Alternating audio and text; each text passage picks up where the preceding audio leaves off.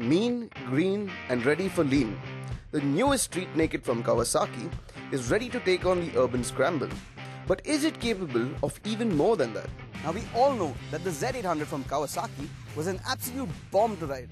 It had a brilliant engine, extremely predictable handling, and was made by Kawasaki from 2013 to 2016.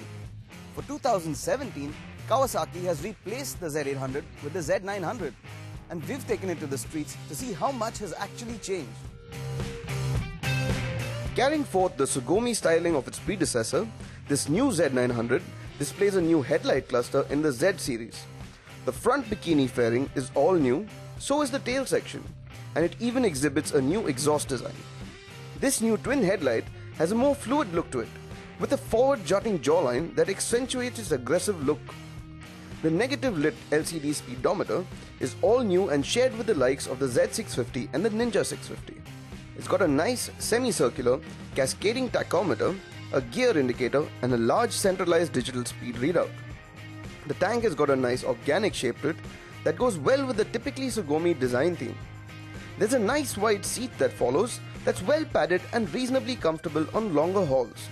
The tail end culminates in a typically Z series fashion and has the LEDs placed in the shape of a Z.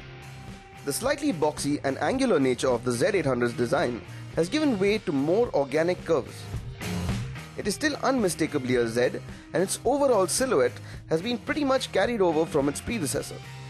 One point that must be mentioned is the exquisite levels of overall fit and finish. Now the seating position on the Z900 doesn't feel overly aggressive. In fact, it's quite neutral. And thanks to the compactness of the motorcycle, it doesn't feel intimidating at all. In fact, this would make a great city bike and wouldn't say no to a little bit of touring as well. Of course, you might need to get a slightly higher windscreen for that. The Z900 gets a frame that's all new as well. Kawasaki has dropped the older cast alloy backbone chassis from the Z800 in favor of a tubular steel trellis unit that weighs only 13.5 kilos, which is about 1.5 kilo lighter than the similarly new trellis on the smaller Z650. With 5 rigid mounts to the motor, it makes the engine a stressed member of the overall chassis now. Now this 948cc inline 4-cylinder motor is derived from the Z1000 and makes 125 horsepower in this state of tune, which is still 12 horsepower and 17 Newton meters of torque more than the Z800. Now if you combine that with the 20 kilos of less weight on the Z900, what you get is a bike that is really fun to ride. As expected from an inline 4-cylinder engine from Kawasaki, refinement levels of this engine are simply exquisite. From the moment you thumb the starter button, there's a nice bassy buzz that transforms into a positively manic howl as the revs climb.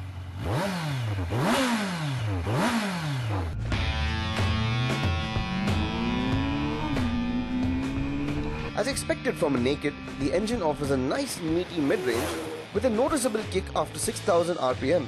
The engine has been equipped with a secondary balancer driven on the 6th web of the crankshaft to reduce some of the excess vibrations, and there's minimal vibration in any situation.